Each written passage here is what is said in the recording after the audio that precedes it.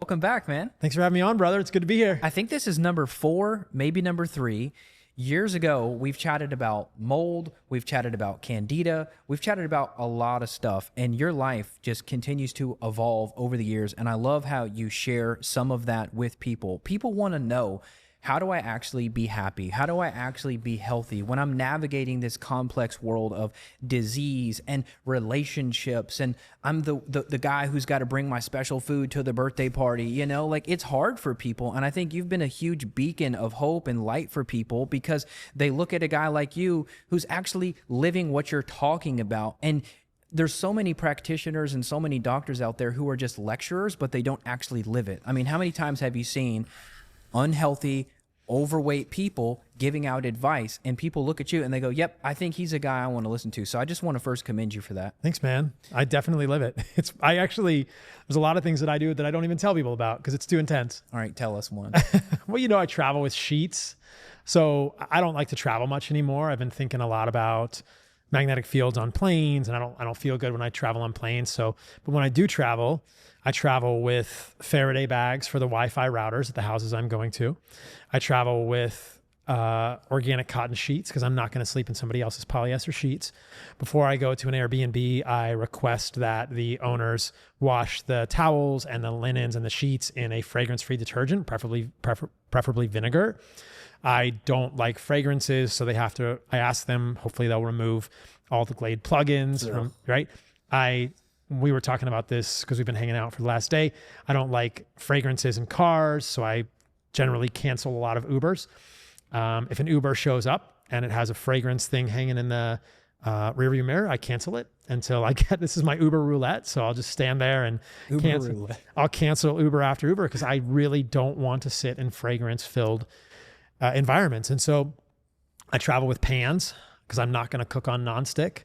So I am in Miami right now, kind of setting up a little base in the United States here. I live mostly in Costa Rica, but I bought a cast iron enameled pan from Le Creuset that I'm going to travel with. And it's super heavy, but that's one of the better pans that I've found. I used to travel with stainless steel.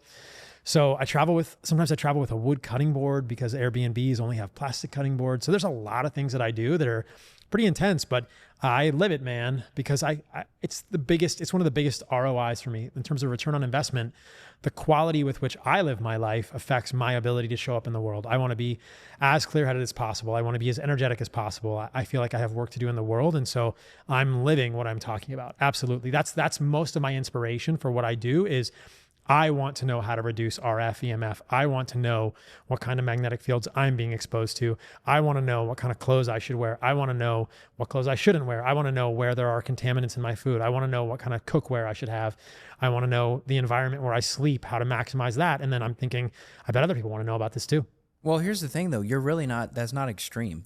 All you're doing is you're going back to what was just a couple of generations ago. Yeah. But now you're like a health freak. You're like labeled, you get all these labels, biohacker, this or that. It's like, no, our great grandparents had none of this. We had no synthetic fiber. They made their own clothing back then. Yeah. The food came from the farm in the backyard. My grandpa grew up on 350 acres in the country. He remembers his mom and grandma wringing the chicken's neck. Like now it's considered like so crunchy, pasture raised, local, but it's like, this is the way it always was. There was never a plastic cutting board because there wasn't commercialized plastic. There was never a freaking plug-in in your Uber because we didn't have cars. It was horse and buggy. So it's like, it's gotten so wild so quick that now it's normal for folks. And are you shocked by just how much fragrance is out there and people act like it's nothing? Like if they're like, even when we walked into the studio, we're like, oh my God, there's fragrance. How do people think that this is okay? And like the studies on fertility,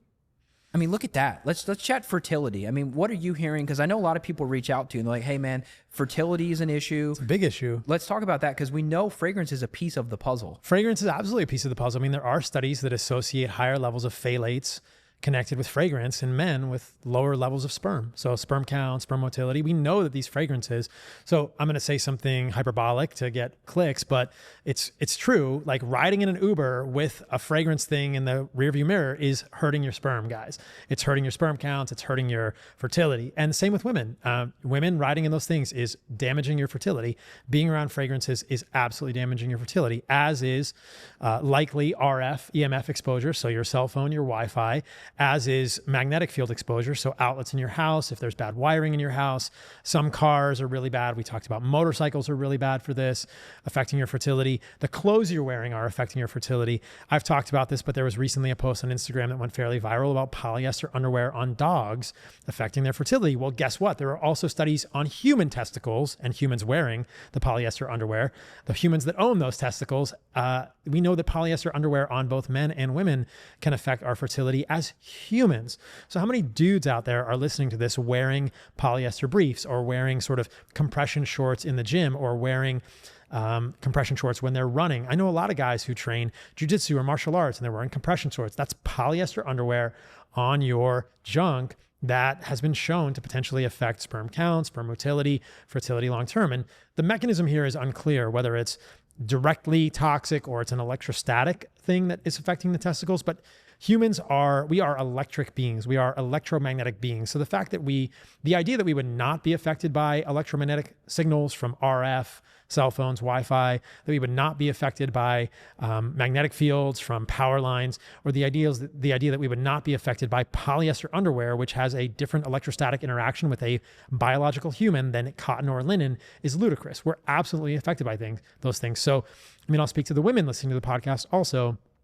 Your underwear is toxic for you, and your Lululemon leggings are toxic for you. And some women wear leggings without underwear, some women wear leggings with underwear, but I don't know what the solution is here, because when I talk to women about this, they say like, well, the cotton's not as cute, or could I really get natural underwear? And I think that if I were a woman, I would 100% be looking into these things. I would not be wearing polyester underwear as a woman. And then there's absolutely evidence that sports bras and leggings, especially when you sweat in these things, can transfer BPA, BPS, these endocrine disrupting chemicals into your body through your skin. And a lot of this sportswear has also forever chemicals. So PFAs, perfluoroalkyl substances. They have a fluorine atom in them. That's how we test in these the paper products or in the clothing that women are wearing or men are wearing. And a lot of clothing has PFAs. Guess what? You can absorb it through your skin. So we are in a very toxic environment. What cosmetics are you putting on your skin? What lotions are you using? What sunscreen are you using? I almost wrote a book about fertility. I'm so worried about it. I'm going to put a chapter I'm writing a new book. I'm going to put a chapter in the book about fertility, but the rates of IVF are astounding. And I think if you talk to fertility specialists, a lot of people are actually thinking that humans might, by and large, not be able to conceive babies without IVF in the very near future, potentially within our lifetime. That's dystopian. And I know that some of us will continue to have children, or hopefully my lineage, I don't have kids yet, but hopefully my lineage will have kids because I will teach them how to protect themselves. But if you live like everyone else, if you are not aware, if you're living in buildings with fragrances, if you're doing all these things, wearing the clothes, eating the food, there's a very good chance that you may not be able to have children as a man or a woman without help from the medical system. And this is a canary in the coal mine, man. This is a big problem. Yeah, man, I'm a canary myself. I mean, do you feel like as you get cleaner that you're more sensitive though? Absolutely. Yeah. Absolutely. So this is the other problem now. It's a good thing though. We were walking into an elevator of this building to do this podcast, and we both walked into the lobby and thought like, wow, this lobby's horrible. It's full of fragrances. And there was a plug-in right there in the lobby. And, you were saying like, just thank your nervous system. As we got into the elevator, you said, thank your nervous system for letting you know that there's a fragrance here and that it's problematic, because I was getting a little angry and I thought, damn, this is not what I want, right? I don't want fragrances right before I do a podcast. And look, I survive, I'm resilient, but yeah, you become a canary in the coal mine. You are able to differentiate signal from noise, which is what we should want as humans. If I eat something that is not agreeing with me, I notice it. I've told you the story before, but the other day I went looking at real estate in Miami, condos with my realtor, and I had a horrible headache after. And I thought, I never get headaches. What is going on? It's either something in his car or it's something in one of those buildings that I was in. So I'm absolutely a canary in the coal mine. I would rather know, and then I can make the changes, but it makes me very sensitive. How do you balance it though? Because I mean, I have people that reach out to me and they're like, hey man, like, what do? I just live in a bubble now? Great. I just go nowhere. I just buy nothing. I never travel. I never eat out. I can't go here. I can't go there. Like, how do you advise people on that balance? Because most people feel that they're giving up on something and they don't want to sacrifice anymore. I just try to look at it as, how good do I want to feel? I don't think about it as a sacrifice. I just think like, damn, I know these things are going to help. Well, I think about this with food also, because mostly what I talk about is food choices and how the food choices we make affect our health. So far in this podcast, we've been talking a lot about environmental factors, but food and environment shape who we are as humans. And so I think your point is well taken. How good do you want to feel? Everybody has to sort of solve their own quality of life equation. If your quality of life is higher going to bars with your friends and drinking beer and eating pizza and French fries than it would be if you changed the quality of your food, then great, do that. We all get one life on this earth that we know of, and life is short. I think life is meant to be enjoyed, and we're meant to do good work in the world that helps our fellow humans. But who am I to say what your highest quality of life is? I think that most people, if they're actually honest with themselves, will solve the quality of life equation in a way that actually prioritizes health, because it's hard to enjoy any material success, any success in life, if you're not healthy. Your libido goes down, the time with your children goes down. If you have kids, your interaction with your friends goes down. You can't connect with people as well. Most of us realize that feeling bad is a really shitty way to live life. What's the point of living if I didn't sleep well and I'm cranky? Life isn't enjoyable. So I think it's a Faustian bargain to imagine that you can trade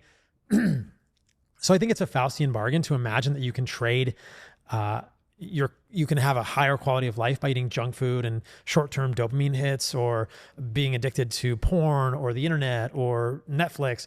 But hey, like that's everyone has to make that decision. I think most of us, if we're honest, will realize that the more we prioritize health, the more we're going to enjoy life. And that's my experience also, that I get this human bodily vessel, this corporeal vessel, to experience life, and I want this vessel to be as finely tuned as possible. I want to be the strongest I can be, the fastest I can be, the most attractive to people that I can be, the most able and willing to connect with people. When I'm with someone that I'm dating or my future children, I want to be as emotionally stable and kind and generous as I can be. That's what life is about. And I'm willing to take on the onus of being more aware of my surroundings and making hard decisions to gain that. This is trite, but I'll repeat sort of something that people have said, like, okay, being obese is hard and eating good food is hard. Working out is hard and having joint pain is hard. Choose your hard, right? It's all hard. So if you choose the correct hard, if you choose the hard of eating clean food, prioritizing meat and organs, sleeping well, not being exposed to blue light at night, not making the cheapening decisions in your life. That's a hard thing to do, but it gives you so many more dividends on the back end. It's worth it to me.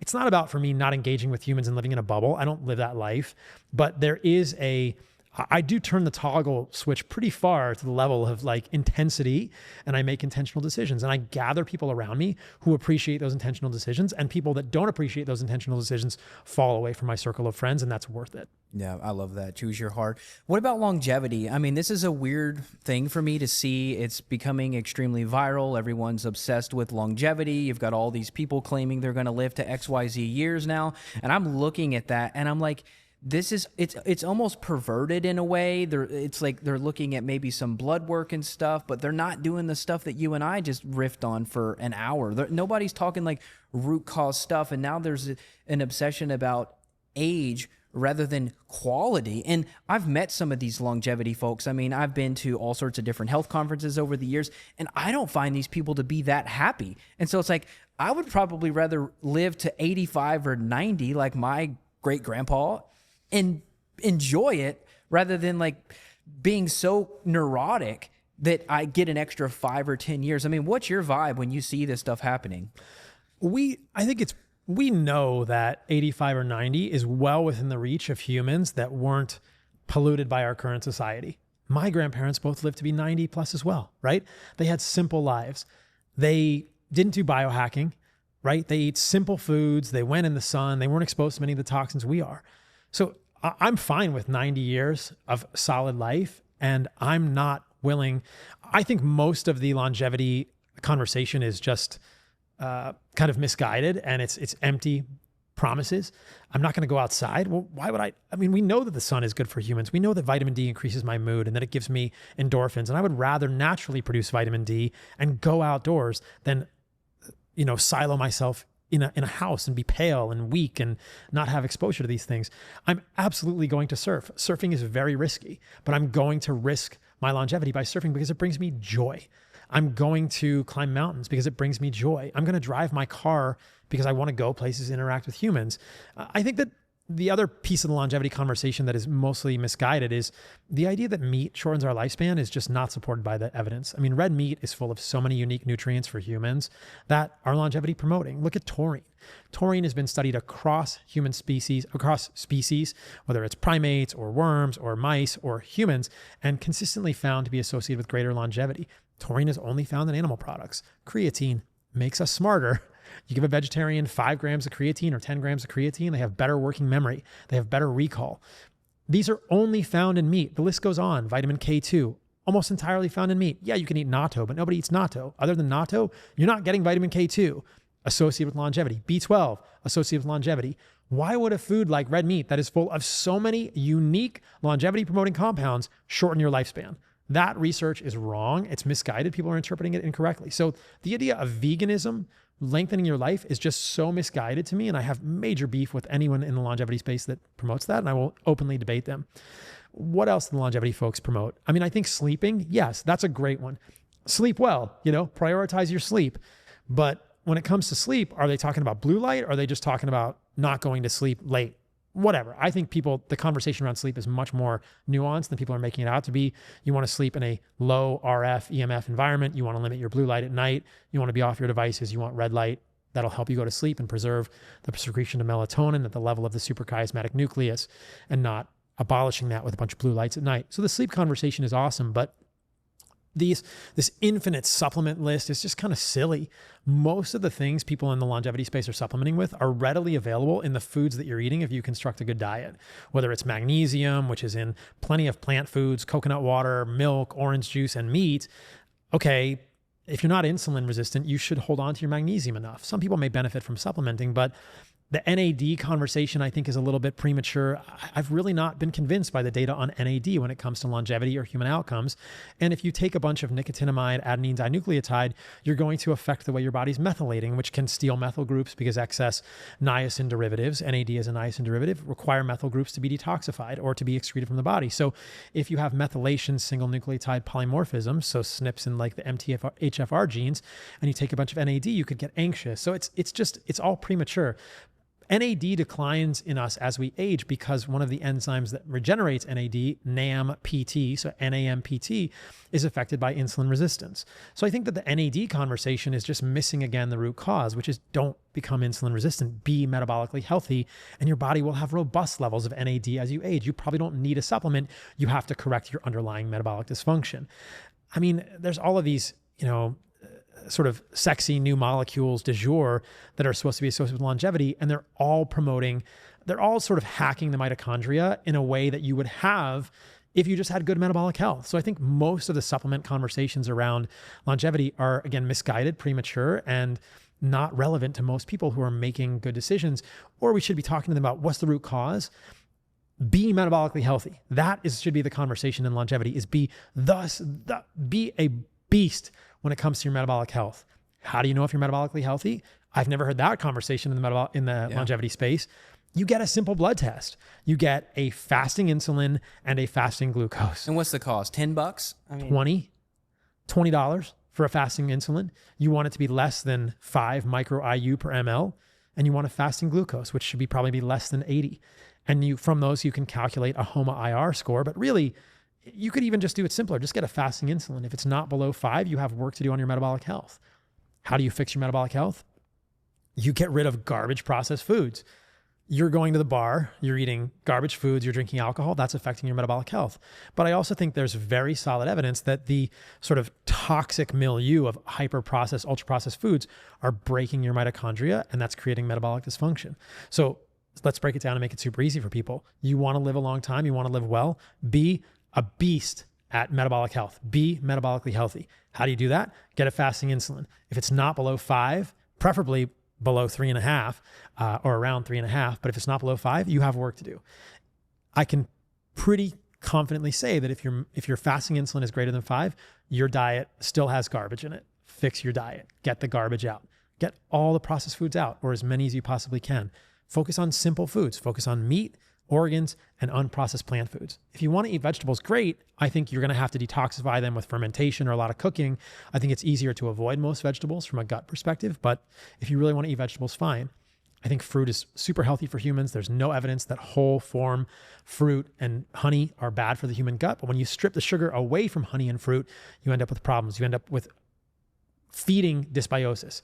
So I think that increases lipopolysaccharide and a toxin in the human gut, and that creates metabolic dysfunction. So you want your mitochondria to be healthy. You don't stuff them with seed oils. You don't increase endotoxin by eating processed sugars. Seed oils do accumulate. The linoleic acid from seed oils accumulates in your mitochondria, in the cell membranes, in the mitochondrial membranes, and that creates problems with the electron transport chain or in terms of the efficiency of ATP production. So you don't want to stuff yourself with evolutionarily inappropriate levels of linoleic acid. None of this is that complicated. No, that's what I was thinking when you're talking. I'm like, this all breaks down very simply, and it's not expensive. Otherwise, if I follow the longevity group, I'm going to be buying $90 for a greens mix, a greens powder of 100 different things. And who knows the quality, the purity, the potency. Are there any byproducts? Are there any of the plant defense chemicals that you talk about in there? Are there, I mean, it seems, I guess the issue is it's marketing, right? I mean, there's always got to be a way for somebody to insert their ability to profit on an industry, AKA longevity. It's like, okay, how do we put a business model in there? And they almost have to ignore the stuff you're saying. A lot of it is free and readily available. Most biohacking is free if you just go outside. You want to ground? You don't need grounding sheets. Just go outside and walk barefoot in the grass. Go in the ocean. You want red light? Go in the sun in the morning and the evening. Yeah, if you want to get a red light device because you're indoors too much, fine, get a good one. But so much biohacking stuff is available to us. You want to go in a sauna? Fine. If you have a sauna, go in a sauna. But if you don't have a sauna, just go outside and sweat. Move your body when it's hot outside. That's great. You want vitamin D? You could take a supplement or you could get it from the sun, depending on your latitude and the time of year. So much biohacking stuff is just available to you in a free way in nature, like humans have always been doing, but we've become so divorced from that. I mean, yeah, the list goes on in terms of supplements and misleading claims and what's the quality. And I think that the whole longevity conversation is wildly premature and often not fully developed. I'll say something about fasting and calorie restriction because that's another thing that people do in the longevity community. We know pretty clearly that if you restrict your calories to try and lose weight, that doesn't work long term. Eat less, move more almost always fails. You can look at clear weight loss literature evidence that 85 to 90% of people who restrict calories to lose weight gain the weight back, and some of them gain more back because you get adaptive thermogenesis. If you restrict calories, you will lose weight, but your thyroid will turn down the thermostat of your body. You will have a slower metabolism and your body will slow down. You're digging yourself a hole. This is a race to the bottom. 85+% of people on The Biggest Loser gained their weight back and then plus more. That was a completely failed experiment. Eat less, move more, fails. How do you lose weight? Improve food quality. That's it. There's no Weight Watchers and point systems. You can't just simply eat less calories to lose weight sustainably. You could lose weight in the short term. Yes, you can lose weight eating 1,000 calories of donuts per day. Most people have the intuition to understand that's not going to work out well long term. You're going to be hungrier, and I can almost guarantee you that when you liberalize your diet, when you eat enough calories for your body to feel good and to not tank your hormones, you're going to gain more weight back because your body has overcompensated by just turning back the throttle on your thyroid and your metabolism and your body temperature. Here's a question for you. Pick your favorite longevity influencer. I won't name any names. What is their body temperature? Most of these guys are 96 something. They're sub 97. Your body temperature should be 98.6. You want your body to be warm. You want to have a furnace going. When your body temperature drops below 98 or even below 97, and yes, I guarantee you your favorite longevity influencer who looks like a pale, undernourished human has a body temperature below 97. This is the thyroid turning back their temperature saying, hey, you're starving me. I'm going to turn back my body temperature. This is what happens when you restrict calories. You have to improve food quality. You have to just get rid of the processed foods, eat meat, eat organs, eat unprocessed plant foods. It's not a complex equation. And you generally don't have to really count calories when you do that. You can just eat to satiety. When you're not eating a bunch of foods that are sabotaging your actual hunger mechanisms in your brain and your gut, this ultra processed food that's been legalized, but probably is just illegal drugs, you will actually know when you're full and you won't have to restrict calories. So the whole thing is just wrapped in this idea that you should, number one, just restrict calories to lose weight. That doesn't work. And the whole calorie restriction idea for longevity is badly misunderstood. There's actually not solid evidence across species that calorie restriction extends lifespan. And we know very clearly that you will tank your hormones and you will have thyroid issues and you will have a body temperature that declines when you decrease your calories and you do calorie restriction. So calorie restriction for lifespan expansion is wildly ineffective, I think, in humans, and there are much better ways. In some species where calorie restriction works to extend lifespan, we see changes in membrane structure. We see decreased polyunsaturated fats in the membranes, and we see increased saturated fats in the membranes. So the polyunsaturated to saturated fat ratio in membranes changes with calorie restriction. Is it possible that that's the actual mechanism of lifespan extension in some species? Well, that's easy to do that. You just stop eating seed oils. So you can decrease the amount of polyunsaturated fats from ultra-processed, refined, bleached, deodorized seed oils in your diet and eat more animal foods, and you can change your membrane structure in a way that mirrors that. So I think restricting calories is the worst way to actually extend your lifespan. And I've called influencers out online repeatedly for this who claim to not be on TRT or hormone supplementation when they're doing time-restricted feeding on 2,200 calorie diets a day as 175-pound men. You just think that doesn't work. Like, the human body doesn't work like that. It's almost impossible to not need to supplement hormones when you're restricting your calories that significantly as a man or a woman. It doesn't work. So I think there's a lot of misdirection and chicanery going on. I don't think the longevity community is being honest about this stuff. I agree. Well, and how long is it going to take for us to see if they were right? Oh, we're going to live to 120. Okay, well, if you're 40 now, I've got to wait 80 years to see if you were right. Like, how could you be so confident to sell a product? It's so disingenuous. Like, okay, so let's hit cold plunges, because I'm not into them. I like cold springs, okay? I've got cold springs in Florida. We go there. It's 66 to 68. Right. There's some papers I've looked at that show that even moderately cold water, doesn't have to be like in the 30s or 40s, still has some level of benefit. But when I look at the population, I see a bunch of exhausted, burned out, wore out, anxious, dysregulated nervous system type people. And then they're going and they're creating this, I guess you could call it a hormetic stress potentially. But I don't know, man. It's never sat right with me. It's never, like, my gut feeling has always been weird about it. I'll go in the cold springs. I'll go in the Gulf in the winter. I mean, it gets pretty chilly there because I'm in North Florida. But I just want your opinion. Like, what's your experience? Have you talked with anybody about hormones? Have you seen fertility changes? Have you seen sleep issues? Have you seen anxiety worsen? Because for me, intuitively, I'd rather go in a freaking hot bath than a cold bath. But there's a lot of anecdotal evidence and a lot of people I've talked to who get sick more often when they're doing too many cold plunges. I think, like so many things, we've seen some interesting evidence from cold plunge in terms of dopamine or catecholamines. After you cold plunge, people feel good, and then it gets overused. And I think most of us are too tired and too stressed to actually find a net benefit from cold plunging. I sometimes like to do contrast therapy, and I will go in a sauna and then I'll go in a cold plunge, but the cold plunge is 52 or 53 degrees. I don't go in cold plunges that are colder than that anymore. And sometimes I'll go to gyms and their cold plunge is 44, and I think it's too cold. It's not enjoyable. You don't need a cold plunge that's that cold. We've all thought, oh, colder is better. We've seen people like Wim Hof, who I think is quite misleading to people, sitting in like very, very cold environments. I don't want to look like Wim Hof. The guy's 30 pounds overweight. And I think he's been tested and found to have genetic resilience to the cold that cannot be induced with hyperventilation. I think his breathing method is actually harmful for humans. That's a separate conversation. We know that forced respiratory alkalosis doesn't induce healthy changes in humans. So hyperventilating, this is not how we get healthy physiology in humans. And it doesn't make you resilient to the cold, guys. So I think that his sort of narrative is a little misleading. We shouldn't be in a glacier. Like, we talked about this earlier. OT the Iceman died frozen in a glacier. He may have died and then been snowed on and frozen, but you will kill yourself by cold plunging. And I've had a lot personally and with other people, a lot of negative experiences from the after drop or this sort of like autonomic dysregulation when I cold plunge too long. I've gotten rhabdo from cold plunging too long. Yeah, I was hanging out with a friend and it was sort of this like machismo experience.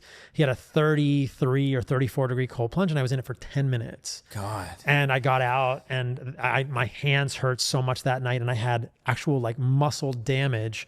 I had sensitivity to touch for like all the muscles of my upper body, then my lower body. Sequentially, and I had probably low level rhabdo from being in the cold plunge too long. The evidence for cold plunging is pretty limited. There's not great evidence. I like to do contrast just because it kind of clears my brain. I like to do sauna at a reasonable level. And I think, like you said, naturally cold water is invigorating. If I'm in the mountains and there's a cold stream or a cold lake, I'll jump in, but I'm going to go in for 5 seconds, right? I'm not sitting in 34 degrees for 3 minutes. That's beyond what actually humans need. I think that like that 55 to 60 degree is kind of almost a sweet spot. I think there's research on 52, 53. You don't need it to be colder than that. It's not warm, but it's not terribly cold. And if I'm doing contrast, I'll only go in it for a minute, right? So I'm in the I'm in the sauna for, a few, maybe 20, 15 or 20 minutes. And then I'll do maybe a minute or a half, maybe 2 minutes max and 52 degrees. Then I go back in the sauna and then I end on cold maybe, but I'm only doing 30 seconds when I end. It's just a quick dip. I don't want to get too cold, especially at night because it can mess up your sleep. If you get too cold at night, your body wants to sleep by cooling down. If you have to warm yourself up right before you go to sleep, you're going to change your sleep architecture in a negative way. So I agree with you. I think most people are using cold plunge wrong and they're using it in the wrong way.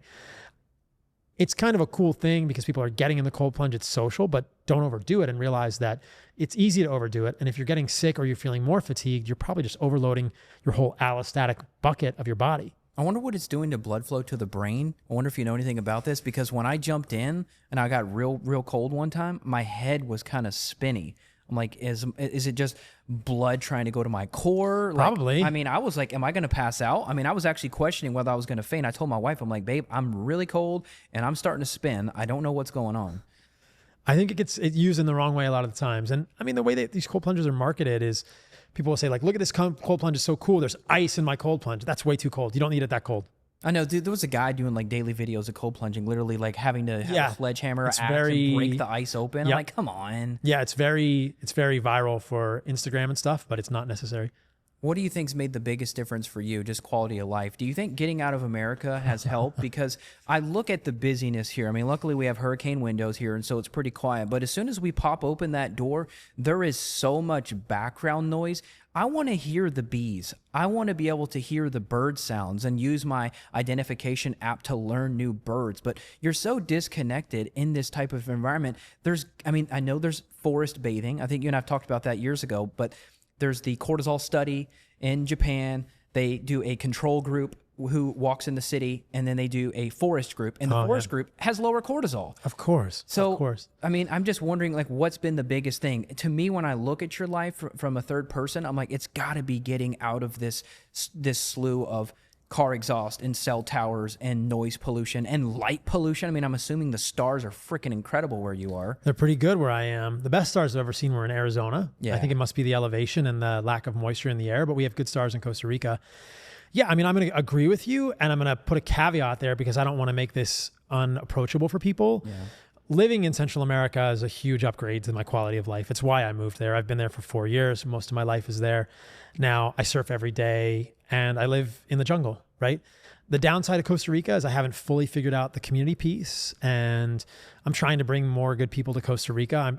I'm doing an animal-based gathering there every year now. I'm doing it in May of 2025. I don't know when this podcast is coming out, but you're hoping they buy a one-way ticket. Yeah, I just want good people there, right? I want good people in Costa Rica with me, and I'll be set. But a lot of people can't just pick up and move to Central America. So I think that the point that I would make here is get out into nature as much as possible. It sounds cheesy, but it's medicinal. Humans need nature. We need wilderness.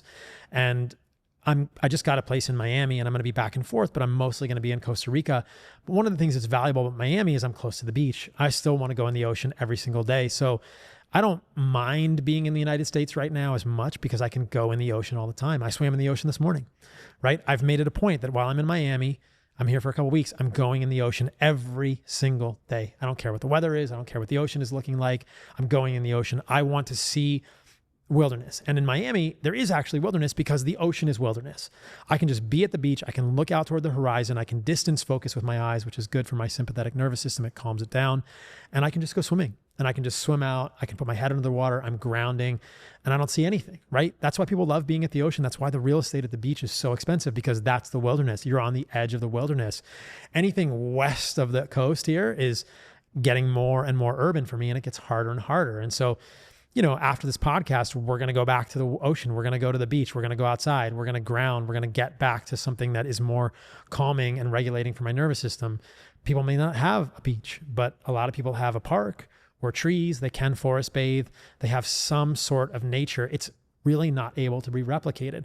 You know, we were joking about longevity influencers earlier, and I find it pretty hilarious that one longevity influencer in particular has a jungle scene in his garage, because he doesn't leave his house enough to get into wilderness because he's so afraid of the sunlight that he put a jungle scene in his garage. Well, guess what? It's not the real thing. It's better than nothing, but you can't smell all of these chemicals that are coming off the trees. I think part of the benefit of jungle bathing, in Japanese, I think it's Shinrin Yoku, is that the plants are communicating us with chemicals, with chemicals. And so when you're in a botanical garden, or when you're in a forest, when you're in the woods, you are literally drinking in the plants. You're drinking in the exhalations and the sort of the efferent information from the plants around you. That's valuable for humans.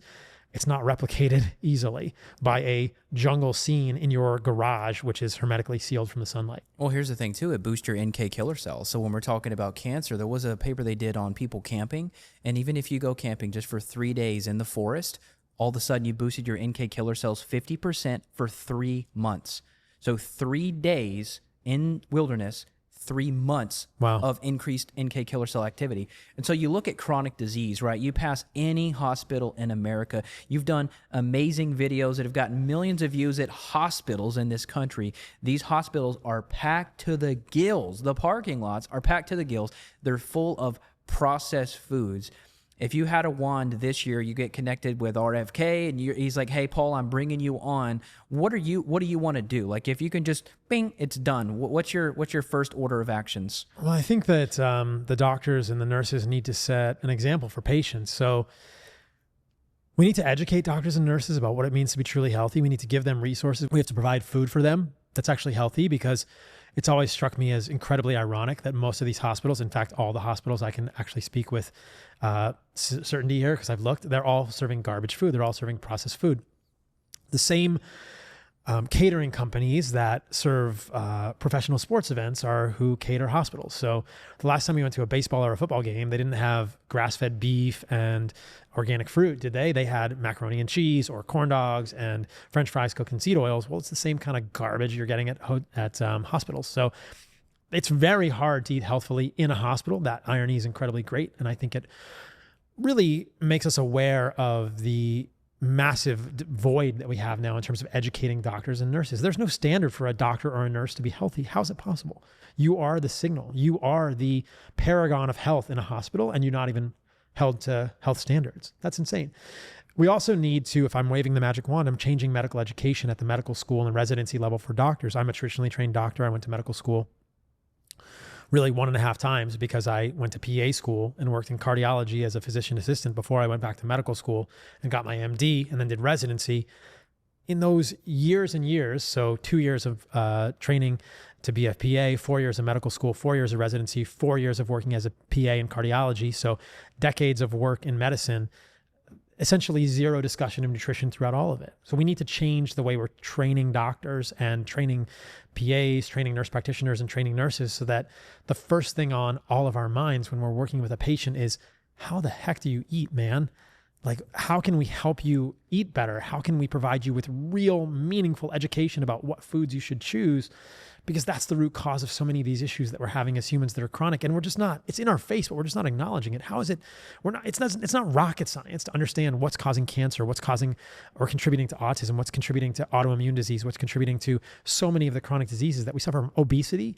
This isn't rocket science, guys. Yeah. You know, there are conferences with hundreds of doctors, some of the smartest people in the country, and they're just stroking their chins and going, oh, we don't really know what causes obesity. Are you kidding me? Wow. You know, I mean, think about the billions of dollars that are funding cancer research every year for novel pharmaceutical drug development in the face of meaningless attention and essentially no changes to the quality of our food. What's causing cancer? Oh, look around you. The toxins in our environments, pesticides on our food, low quality food, malnutrition. This is completely egregious in my opinion. It's insane. Well, then you get a new biotech stock. So then you got the day traders talking about how they made 100,000 in a day trading this new biotech. It's this new drug that's going to do this key mechanism. I mean, it's like, I don't think that we're magically going to come out with a drug that's all of a sudden the miracle drug. It doesn't happen. I mean, PCSK9 inhibitors for atherosclerosis, right? For heart disease, they're monoclonal antibodies and they lower LDL massively, but they have major side effects that are not talked about very often. And in people that don't have atherosclerosis, they don't even seem to be that beneficial. So I think that we are really turning a blind eye to side effects of these medications. Pharmaceutical companies want medications, GLP-1s, right? So these GLP-1 agonist medications, Ozempic, they have some pretty major side effects that people are not talking about, whether it's gut issues or I've seen some stuff with vision. And I mean, all these things are going to have side effects when there is a clear root cause in front of us. Yes, obesity is hard to solve because we live in a very complex Gordian knot of food availability and information about food, but we need to be really having honest conversations about the root causes of these things and honest, authentic conversations about the actual risk versus benefit and the potential major harms of these medications for people long-term. There's more and more people on these GLPs every single day. I saw a physician posting on X the other day saying that, well, the evidence shows that if you get off a GLP-1, you just gain the weight back. Therefore, we should be prescribing these for life. Oh my. And you think, wait a minute, are you really saying that? Like obesity is a lifetime disease? Well, obesity is a lifetime disease if you don't change your lifestyle, if we don't actually have real conversations about what's causing obesity and the quality of our food. But this is the way doctors are thinking now. They are literally fighting to be able to keep their patients on Ozempic for the rest of their lives because we don't provide doctors with any meaningful education about how the quality of our food is chronically impairing us from being fertile and losing weight and keeping it off. That's absolutely It's insane. insane. I think it was 36 billion last year, Ozempic and Wegovy. Maybe. I believe it was a $36 billion and it's expected to double. I mean, it's like, okay, this is the future. The future is everyone's on GLP-1 drugs, everyone's Botoxed, and we're all needing like in vitro fertilization. We all have to do IVF, right? We're all on Botox and we're all taking GLPs. I hope we're turning this around because like when I chat with you and I see the stuff that you and I are doing, I mean, we're getting this message out to millions of people in the last decade. I mean, we've reached a lot of people with this message. But when I look at society, I still feel like we're failing. I'm like, did we actually put a dent in this or not? Oh, I know we're putting a dent in it. I mean, being in the United States reminds me of that all the time because people come up to me on the street. They come up to me when we're working out outdoors. I mean, you see it, you know, people I'm sure do the same for you. They say, thank you for your work. It's helping me. It's happening, man. It's happening. It has to start small, but I mean, literally we know that millions of people have seen this content. You know, I mean, over the course of a year, you know, my content might get over 1 billion impressions. So people are seeing it and it happens small. And, you know, I'm just happy that we can both be a small part of it. So it's happening. Well, I don't think the tide will completely turn in our lifetimes, but it's a beginning of a change. I think it's a sea change. And I think that what's interesting about the movement is that it's very viral in the best way, because if someone gets healthier because of the work that you do or the work that I do, they're going to talk to their family and their family is going to talk to their friends. And so it's starting. Most people know about it. Do you think we've hit the peak of disease and illness yet? Or do you think we're still climbing and we're still not going to turn it around? It's increasing. We know this. I mean, more people are taking statins and lipid lowering drugs than ever before. Levels of cholesterol are the lowest they've ever been in like modern medicine. and we're still having more heart attacks, right? So heart disease incidence is not decreasing. So chronic illness is increasing, cancers are increasing, autism is still increasing.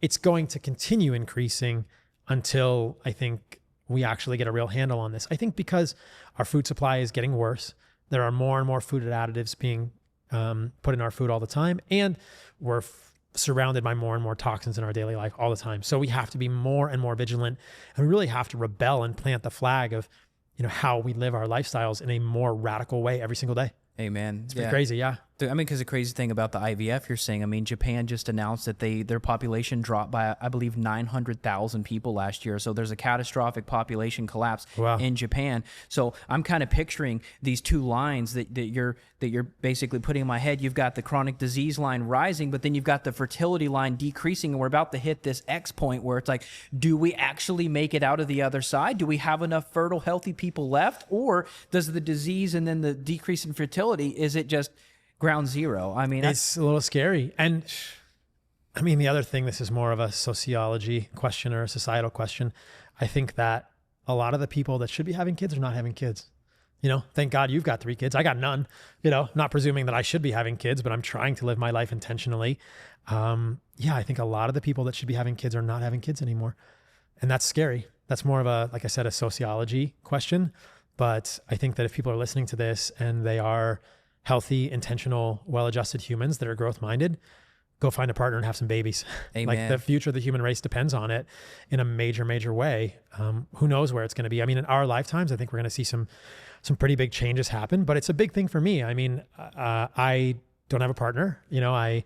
I'm still looking for a wife. I'm still looking for a girlfriend, and then to have kids. It's a big priority for me, but I haven't found it yet, man. So it's a big priority for me, though. I feel like it's an important thing that I want to do in my life. Applications below in the show notes. I mean, I think that hopefully I just show up in the world in a good way, and I'll cross paths with her. Amen, man. We'll see. Amen. Well, dude, it's a pleasure to be with you. It's good to be with you, man. I'm so glad we got to do this in person, because we've been chatting for years. I know. So to actually sit here and do this means a lot. So thank you so much. Being in person is great. Tell people about your podcast. You've got several different companies that you're running. Tell people where they can find you, where you want them to find you, etc. I think most of my valuable content is just across social media platforms, whatever media platform you prefer.